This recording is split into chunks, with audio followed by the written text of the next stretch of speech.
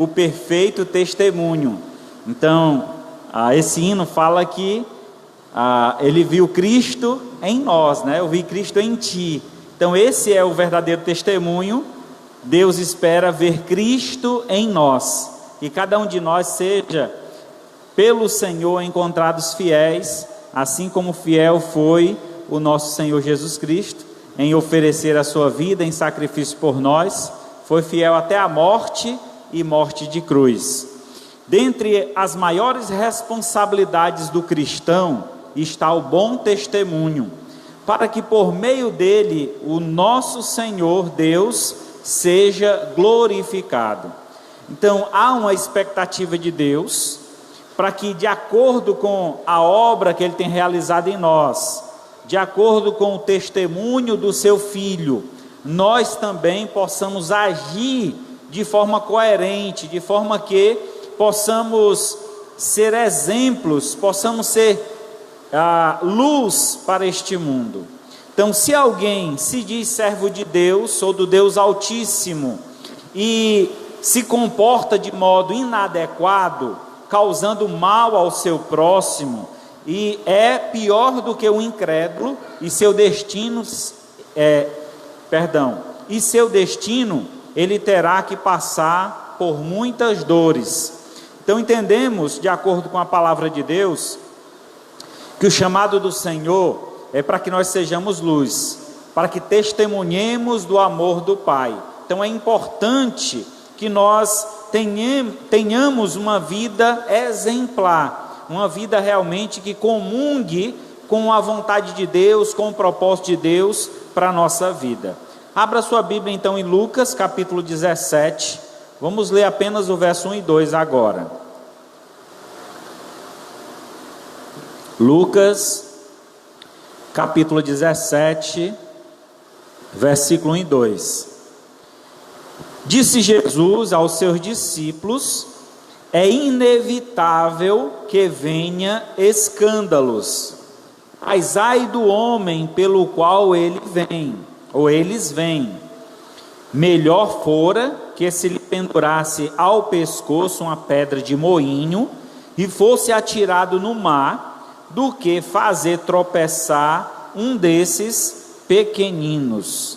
Oremos ao Senhor. Maravilhoso Deus e Pai, louvado seja o teu nome. Aqui mais uma vez reunido, queremos te adorar, oferecer ao Senhor um verdadeiro louvor, como também, Senhor, ouvir a tua voz. Fala conosco através desta palavra, nos guia, nos orienta, nos dá, Senhor, discernimento, para assim colocarmos em prática a tua palavra, de acordo com ela foi ensinada aos primeiros discípulos.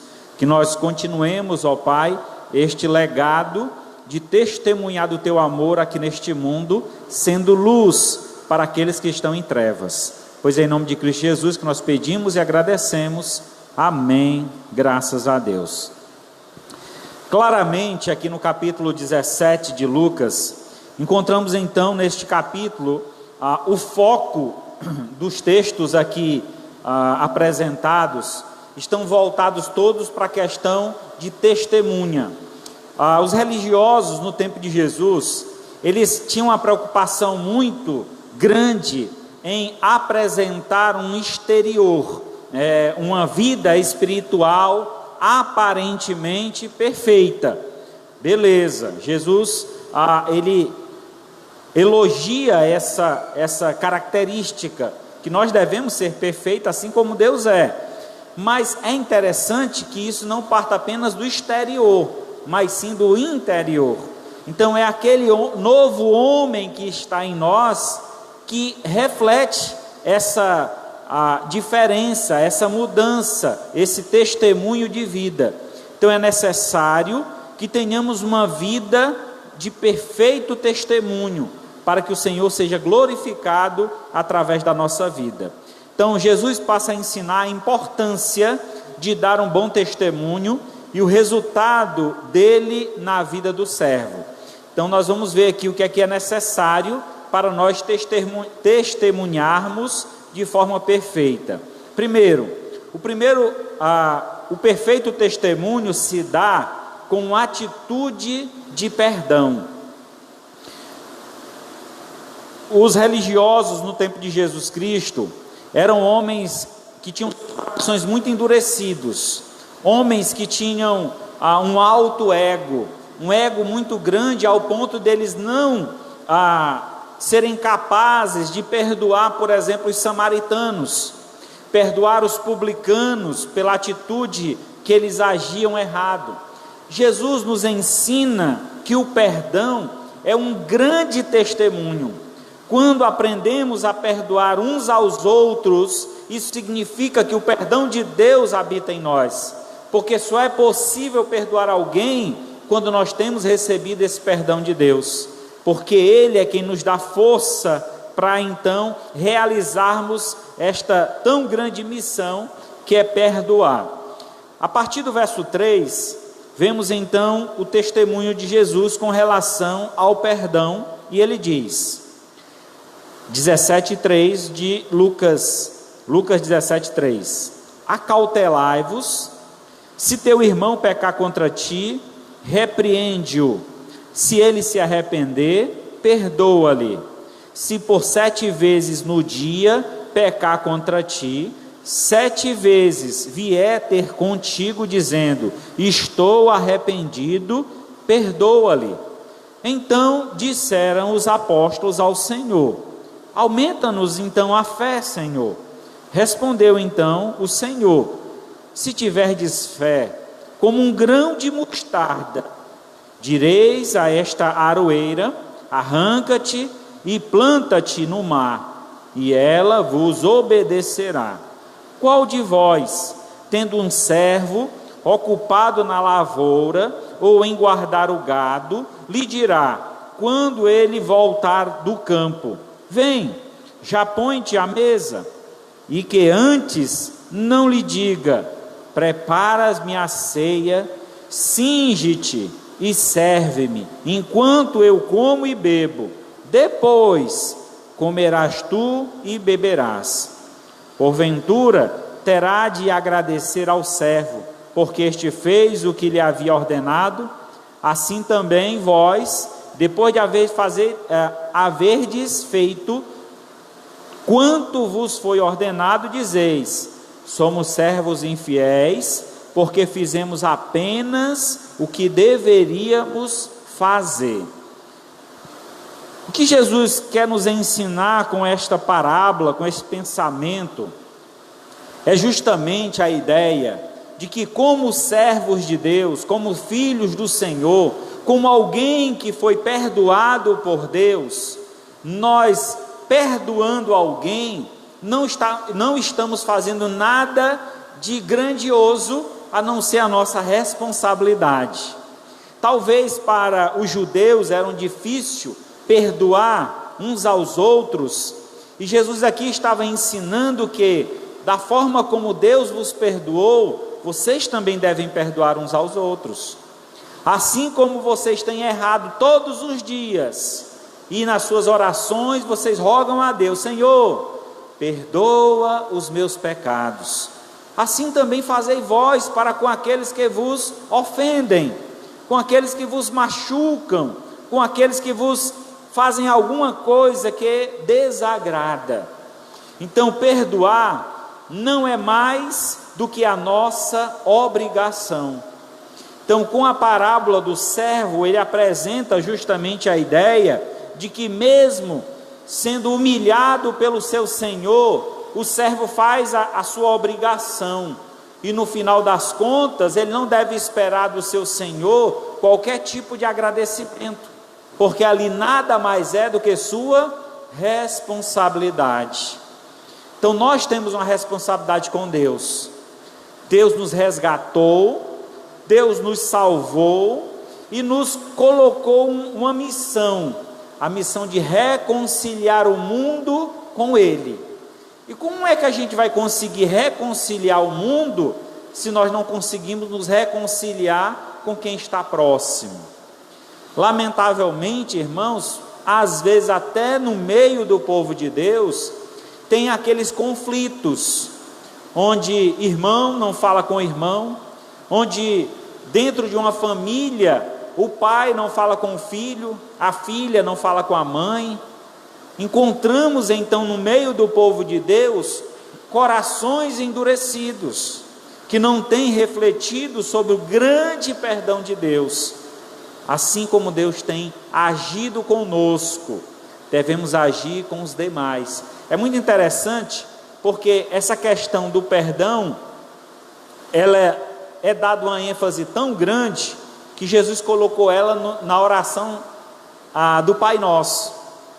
Perdoa os nossos pecados, assim como nós temos perdoado aquele que nos ofende ou tem pecado contra nós. Então o pedido ali que se é feito a Deus, há uma condicional: Senhor, perdoa o que eu fiz contra o Senhor, porque eu já perdoei o que os outros fizeram comigo. Então a condicional é que eu devo agir, eu devo perdoar as pessoas, para que Deus também possa me perdoar. É claro que Deus já perdoou os nossos pecados, todos eles, mas é interessante que a gente reconheça que pecamos, falhamos contra Deus, e muitas são as vezes, e sempre que nos voltamos para Deus em arrependimento e fé, Ele estará sempre pronto a nos perdoar. Então veja a disposição de Deus. Em outra ocasião, lá os textos são paralelos, né? Em Mateus, essa mesma ideia é apresentada, lá em Mateus 18, 21 e 22, e a ideia, os discípulos perguntam: Senhor, quantas vezes eu devo perdoar o meu irmão que peca contra mim? Até 7 vezes? Jesus então, olhando para ele, diz: não apenas até 7 vezes, mas até 70 vezes 7. O que é que Jesus queria ensinar com isso? Que devemos perdoar todas as vezes que for necessário. É aqui o texto, ele usa 7 vezes, né? Se por 7 vezes no dia pecar contra ti, 7 vezes vier ter contigo dizendo: estou arrependido, perdoa-lhe. Quantas vezes a gente tem pedido perdão a Deus? E muitas são as vezes pelo mesmo pecado, pela mesma falha. E Deus sempre está ali, solícito, pronto a nos perdoar. Sejamos nós também solícitos para com o nosso companheiro, para com aqueles que estão ao nosso redor. Em Colossenses, capítulo 3, verso 13, Colossenses 3, 13, diz assim a palavra de Deus: suportai-vos uns aos outros, perdoai-vos mutuamente, caso alguém tenha motivo de queixa contra outrem, assim como o Senhor vos perdoou, assim também perdoai vós. Então o perdão, a medida que nós temos de perdão, é a medida de Deus. É muito interessante isso, né? Essa ideia que Deus coloca na sua palavra. Até quando eu devo perdoar? Você perdoe, assim como Deus tem perdoado. Essa é a medida. E como é que Deus tem perdoado? Qual é a quantidade de perdão que Deus tem derramado sobre nós? Abundante. A quantidade é numerosa, não tem como contar. Todas as vezes que for necessário, o Senhor está pronto a nos perdoar. Mas o texto aqui de Colossenses, ele começa com uma expressão que muitas vezes é mal interpretada pelas pessoas do mundo, que a expressão usada é suportai-vos uns aos outros.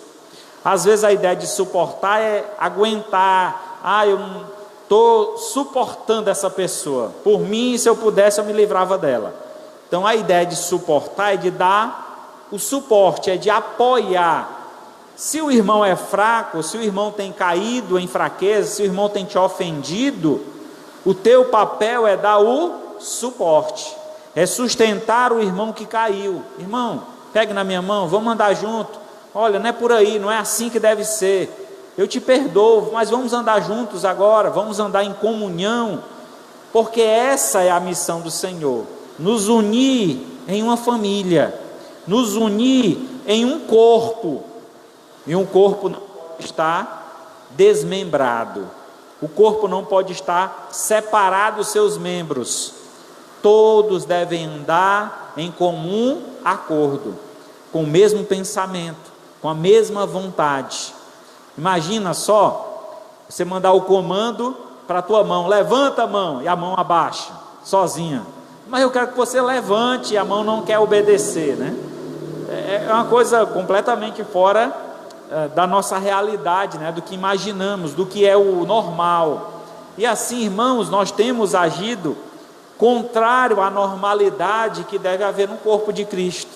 Devemos agir com perdão, perdoando, suportando, dando a cada um a oportunidade de renovar os laços da amizade. E Deus certamente, esse será um bom testemunho, que Deus certamente se agradará. Então que assim nós possamos agir, testemunhando perfeitamente com atitude de perdão. Em segundo lugar, o perfeito testemunho se dá com atitude de gratidão. Quanto você tem sido grato para com Deus e também para com aqueles que te cercam. Às vezes, irmãos, convivemos com as pessoas têm nos feito tanto bem, e nos falta, não sei se coragem ou se discernimento, para ser gratos a estas pessoas que têm nos abençoado. Então, ser grato é muito importante, é uma atitude importante, é um testemunho marcante. O testemunho da gratidão é tão marcante que nós encontramos várias histórias na Bíblia que demonstram essa gratidão. Por exemplo, aqui no capítulo 17, do verso 11 ao 19, diz assim a palavra: de caminho para Jerusalém, passava Jesus pelo meio de Samaria e da Galileia. Ao entrar numa aldeia, saíram-lhe ao encontro 10 leprosos, que ficaram de longe e lhe gritavam, dizendo: Jesus, mestre, compadece-te de nós. Ao vê-los, disse então Jesus: ide e mostrai-vos ao sacerdote. Aconteceu que, indo eles, foram purificados. E um dos 10, vendo que fora curado, voltou, dando glória a Deus em alta voz, prostrando-se com o rosto em terra aos pés de Jesus, agradecendo-lhe, e este era samaritano. Então Jesus lhe perguntou: não eram 10 os que foram curados? Onde estão os 9? Não houve porventura quem voltasse para dar glória a Deus, senão este estrangeiro? Disse-lhe então: levanta-te e vai, a tua fé te salvou. Este homem que demonstrou gratidão a Jesus diante de um milagre, haviam então 10 leprosos. Cerimonialmente esses homens eram impedidos, não era a eles dado o direito de habitar dentro da cidade, então eles ficavam ao redor da cidade, muitas vezes moravam em tendas, muitas vezes ficavam ali ao relento.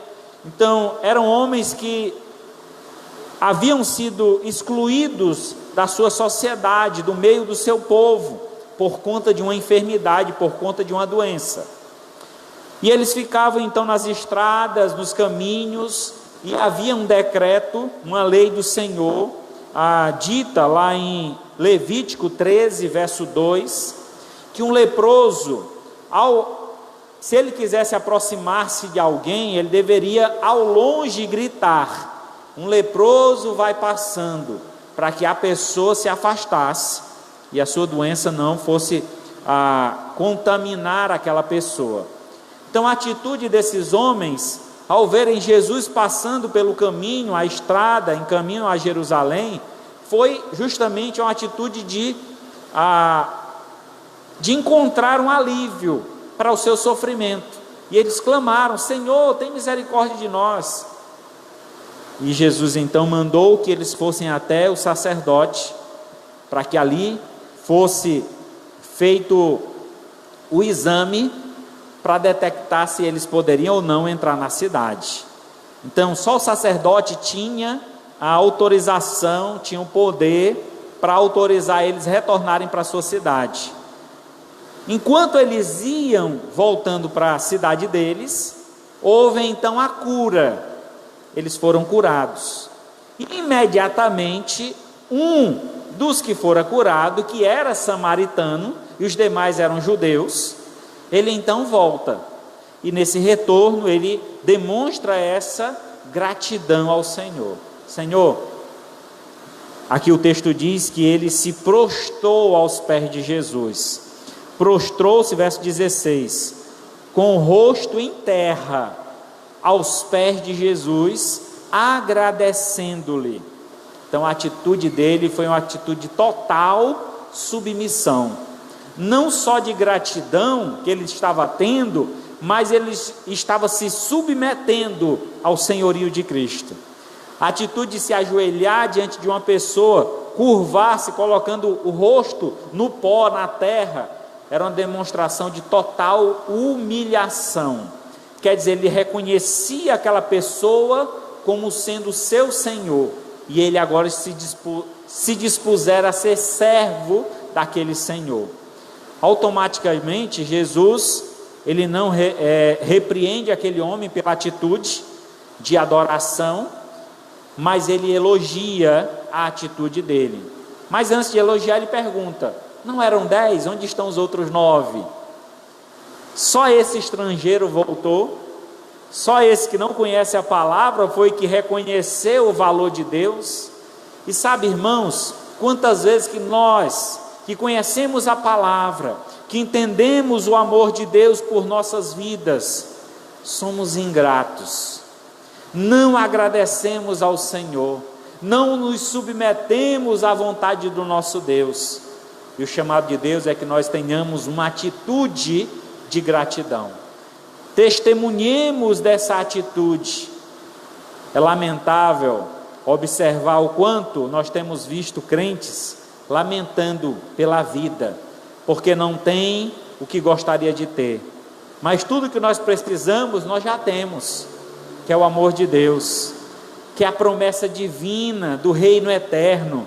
Não existe nada melhor, essa é a maior riqueza deste mundo, mas muitos estão insatisfeitos, achando que isso está demorando, que isso não é bem o tesouro que ele procura, porque o tesouro que estão buscando é deste mundo, e é um tesouro perecível.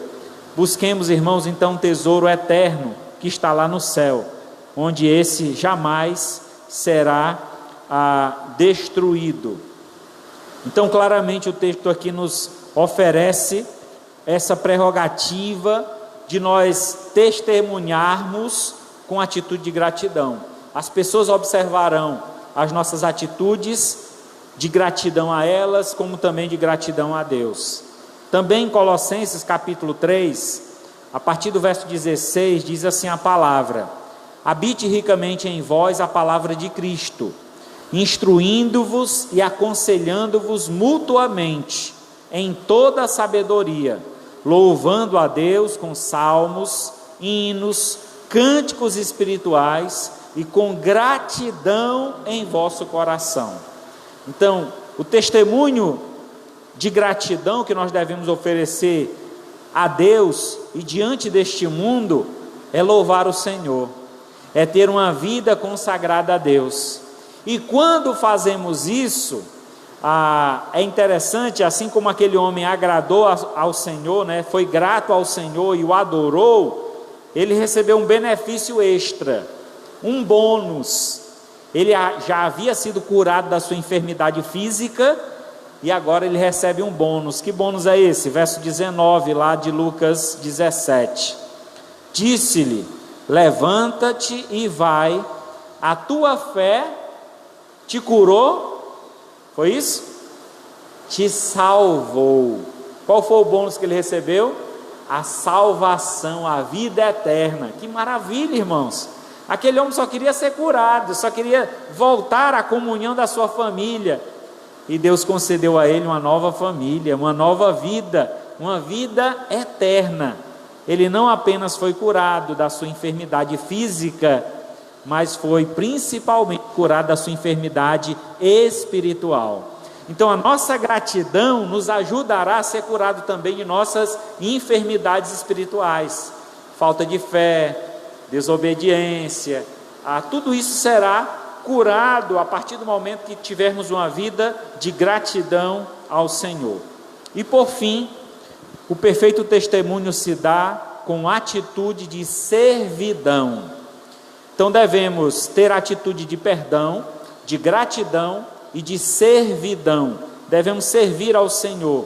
E aí no verso 20 ao 36, diz assim a palavra: interrogado pelos fariseus sobre quando viria o reino de Deus, Jesus lhe respondeu: não vem o reino de Deus com visível aparência, nem dirão ei-lo aqui ou ei-lo lá, porque o reino de Deus está dentro de vós. A seguir dirigiu-se aos discípulos: virá o tempo em que desejareis ver um dos dias do Filho do Homem e não vereis, e vos dirão ei-lo aqui ou ei-lo lá, não vades nem os sigais, porque assim como o relâmpago fuzilando brilha de uma e a outra extremidade do céu, assim será no seu dia o Filho do Homem. Mas importa que primeiro ele padeça muitas coisas e seja rejeitado por essa geração. Assim como foi nos dias de Noé, será também nos dias do Filho do Homem. Comiam, bebiam, casavam-se e davam-se em casamento, até o dia em que Noé entrou na arca, veio o dilúvio e destruiu todos. O mesmo aconteceu nos dias de Ló. Comiam, bebiam, compravam, vendiam, plantavam, edificavam, mas no dia em que Ló saiu de Sodoma, choveu fogo do céu e enxofre e destruiu a todos. Assim será no dia em que o Filho do Homem se manifestar. Naquele dia, quem estiver no eirado e tiver os seus bens em casa, não desça para tirá-los. De igual modo, quem estiver no campo, não volte para trás. Lembrai-vos da mulher de Ló. Quem quiser preservar a sua vida, perdê-la-á, e quem perder de fato, a salvará. Digo-vos que, naquela noite, 2 estarão numa cama, um será tomado e deixado outro. 2 mulheres estarão juntas moendo, uma será tomada e deixada a outra. 2 estarão no campo, um será tomado e o outro deixado. Então lhe perguntaram: onde será isso, Senhor? Respondeu então: onde estiver o corpo, aí se ajuntarão também os abutres. Jesus Cristo, ele foi questionado mais uma vez pelos fariseus. E esse questionamento, ele nada mais é do que uma demonstração de uma atitude de incredulidade, de não prontidão ou não servidão. Estes homens questionam: quando é que vai vir esse reino? Porque na mentalidade dos judeus, o reino de Deus, ele seria estabelecido de forma instantânea, imediata. Jesus expulsaria os romanos das suas terras e colocaria o seu reino aqui na terra. Então eles estavam desacreditados de Jesus ou do seu discurso. Eles não se submetiam, eles não criam na palavra de Deus. Em outras palavras, não estavam prontos para servir o Senhor. Então Jesus fala com estes homens que o reino de Deus, ele já veio. E onde é que está o reino de Deus? Em nosso coração. Todo aquele que reconhece o Senhor e entrega-se em seu favor, ao seu serviço, esse já faz parte do reino de Deus. Nós vivemos então em um reino paralelo. Estamos no mundo, mas do mundo não somos. Estamos aqui, mas somos reinados. É o Senhor que reina em nosso coração, Ele que comanda a nossa vida. Então estamos vivendo já o reino de Deus. Ele será concretizado na vinda do Senhor, mas nós já estamos vivendo esse reino. Ele já nos comanda, Ele já cuida dos seus. Então Jesus, ele transfere, ele muda o discurso. Ele está falando com os fariseus e diz para eles: olha, o reino que vocês estão esperando, ele não vai vir. porque o verdadeiro reino já veio e está no coração do servo. Aí ele volta-se para os discípulos, verso 22. Dirigindo aos discípulos, ele diz: olha, virá o tempo em que vocês desejarão estarem comigo. Quando é esse tempo? É o tempo que nós vivemos hoje. Quem não gostaria de estar com Cristo? Paulo escrevendo, ele diz: o meu desejo é partir e estar com Cristo, o que é incomparavelmente melhor, mas por causa de vós, pelo chamado que eu tenho, por Deus ter me colocado no meio de vós com um propósito, eis-me aqui para fazer a vontade do Senhor. Então ali um servo, um testemunho de serviço, estou aqui para servir a Deus. Aqui Jesus está dizendo: olha, vai acontecer, esse dia vai chegar, que vocês desejariam, mas ainda não é chegada a hora. Vai acontecer muitas coisas, eu preciso passar pelas perseguições, eu serei humilhado. Ele faz aqui um resumo de todo o seu plano, né? A sua vinda, o seu sofrimento, a sua ascensão, ao desejo dos discípulos, e então a volta dele para condenar o mundo, para julgar o mundo, e também a sua volta para arrebatar a sua igreja. Então um texto profético, onde está aqui inserido muitos enredos da profecia, quer dizer, são muitas partes e está um pouco assim, digamos, misturada. Você precisa separar os textos aqui para definir cada tempo dessa revelação, mas aqui está de uma forma resumida toda a revelação futura, da preparação que o Senhor tem tido para conosco. Mas resumidamente, o que Cristo chama a atenção nesse texto é a disposição para o reino de Deus. Você já está vivendo no reino de Deus, e o nosso viver no reino de Deus é o viver de serviço. Eu reconheço que eu faço parte do reino de Deus, e como participante desse reino, eu ainda não estou reinando com Cristo. Eu reinarei quando Ele voltar, quando Ele vier, aí eu reinarei com Ele. Enquanto isso, eu estou servindo a este reino, servindo como servo, é claro, né? Lucas 12:37 diz o seguinte: bem-aventurado aquele servo a quem o Senhor, quando vier, os encontre vigilantes. Em verdade vos afirmo que ele há de cingir-se, dar-lhe lugar à mesa, e aproximando o servirá. Irmãos, que maravilha é a palavra de Deus. Lembra da parábola que Jesus contou? A primeira parábola aqui que eu li, do verso 3 ao verso 10, a partir do versículo 7, né, ele vai falando então aí do Senhor, do servo que está no campo, trabalhando. Quando ele chega na sede, na casa do seu Senhor, o Senhor manda que ele sirva a ele primeiro, depois que ele comer, o que sobrar o servo come. Aqui a palavra de Deus está dizendo: se vocês, versículo 12 aqui, capítulo 12, 37 de Lucas, se vocês forem fiéis a mim, me servirem aí na terra, quando vocês chegarem aqui no céu, sabe o que é que vai acontecer? Vocês vão sentar e eu vou servir vocês. Aqui o texto está dizendo isso.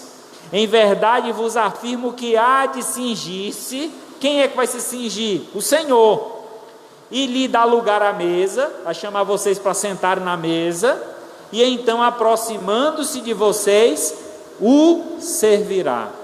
O Senhor virá nos servir. Que maravilha! E ele já fez isso alguma vez? O testemunho que ele deu com seus apóstolos, vocês lembram? Da ceia, onde ele lavou os pés dos apóstolos e depois serviu a ceia. Aquilo era um testemunho de serviço, e é esse mesmo testemunho que ele espera de nós, a disposição para servir. Não precisa, irmão, olha, coloque na sua cabeça, um servo não precisa estar sendo mandado. Ô rapaz, vai alguém ali, aperta nesse computador, ou alguém ali desliga esse ventilador. Se você vê que está incomodando, se você vê que tem um problema, precisa de uma ajuda, corra, seja servo, seja voluntário. Lamentavelmente na igreja às vezes até tem pessoas servas, mas fica esperando se alguém chamar. Eu queria tanto servir nessa igreja, mas eu não tenho oportunidade. A oportunidade se cria. Você vê uma coisa necessitando, você vai lá e corre e faz.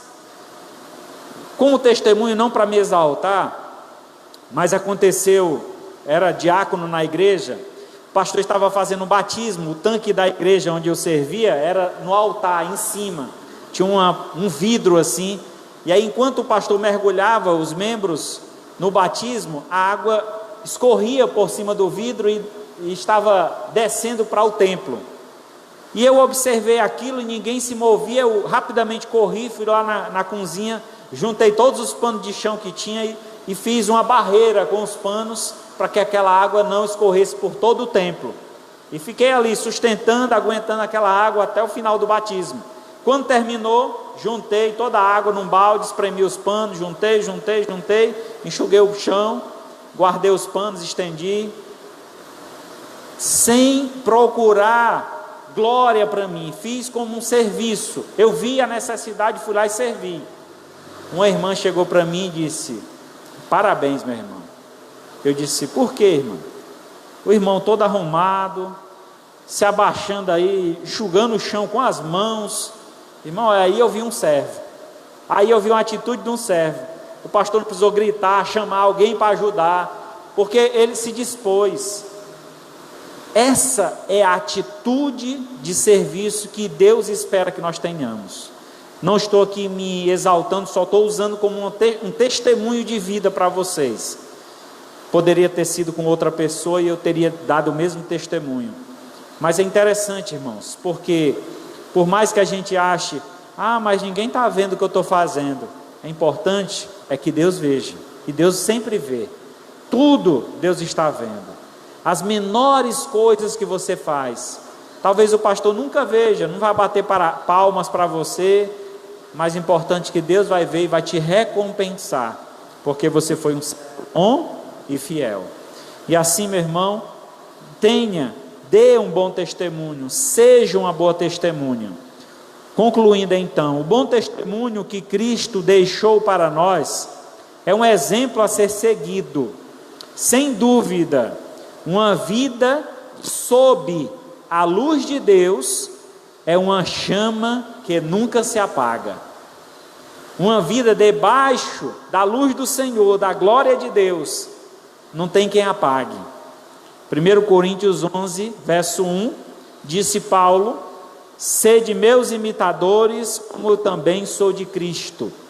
E Atos 1:8, mas recebereis poder ao descer sobre vós o Espírito Santo, e sereis minhas testemunhas, tanto em Jerusalém, Judeia, Samaria e até os confins da terra.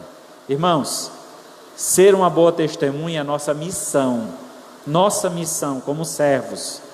E eu testemunho com gratidão, eu testemunho com serviço, e eu testemunho com perdão. Que assim seja a nossa missão cumprida aqui nesta terra, sendo boas testemunhas, assim como Cristo foi. Nós estaremos então imitando a Cristo como Ele deseja que façamos. Amém? Louvado seja Deus. Santíssimo Deus, amado Pai, louvado seja o Teu santo nome. Te agradecemos, Senhor, pelo maravilhoso testemunho que nós temos do Teu próprio Filho Jesus, que aqui neste mundo deu exemplo de perdão, deu exemplo de gratidão e deu exemplo de serviço. Que nós também, ó Pai, no que depender de nós, nos esforcemos para ser boas testemunhas, agindo com atitudes de perdão, de gratidão e de serviço, para que o Teu nome seja glorificado através de nós. E assim, ó Pai, no dia em que formos levados para o céu, lá é que estará a nossa recompensa. Não estejamos fazendo qualquer coisa que seja, esperando reconhecimento desse mundo, mas façamos para a glória do Teu santo nome, para que o Teu nome seja honrado e glorificado através de nós. Pois assim nós te agradecemos e te pedimos que a graça do Senhor Jesus, o amor de Deus, o nosso Pai, a comunhão e a consolação do Espírito Santo, seja com todos nós, o povo de Deus, hoje e para todos sempre. Amém. Graças a Deus.